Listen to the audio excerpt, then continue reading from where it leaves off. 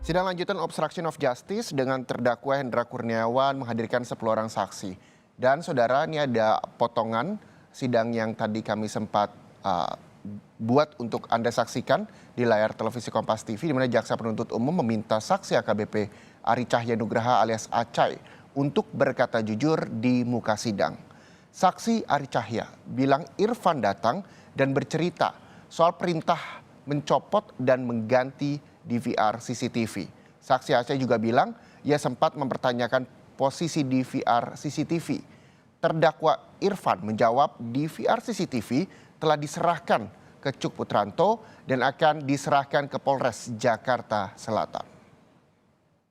Saya juga tergelitik ini sebagai jaksa penuntut umum atas pertanyaan ketua majelis tadi.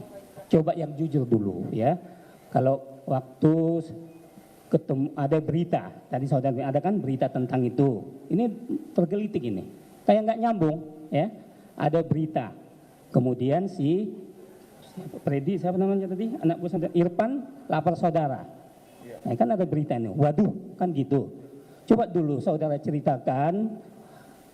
Kan nggak mungkin hanya itu dong dilaporkannya. Tentu dilaporkannya semuanya. Nggak mungkin hanya 5 menit saudara kan. Coba dulu ceritakannya jujur dulu.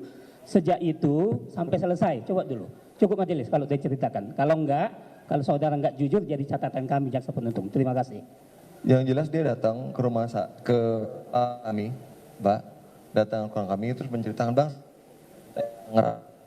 ada hubungannya perintah saya. Emang kamu ngapain? Coba mic-nya dipegangnya agak mengganti, ya gitu. Mengganti dan mencopot dan mengganti DVR-nya. Dia ngomong begitu, saya kaget. Kemudian saya tanya sekarang posisi DVR-nya ada di mana? Apakah di tangan kamu simpan? Enggak Bang, hari itu juga langsung saya serahkan kepada Bang Cu. Infonya akan diserahkan kepada Polres Jakarta Selatan. Itu aja. Saya itu, itu aja Pak. Nggak, saudara tidak menanya kenapa kau ambil, kenapa kau copot gitu. Tidak. Siapa yang mengambil? Irfan menceritakan, Pak Agus.